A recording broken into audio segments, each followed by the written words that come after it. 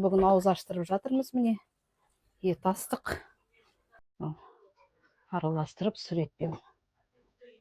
Жұмыс көп, уақыт болған жоқ, сол бір күн міне. Өзіме кішкене уақыт тауып, осы ауыз аштырайық деп. Құдаларымыз бар енді. Ағам бар. Өзіміз аузымыз беріп өзімізді. Сол міне бүгін осындай ет астық. Алла оразамызды қабыл қылсын. Игілікке жегізсін.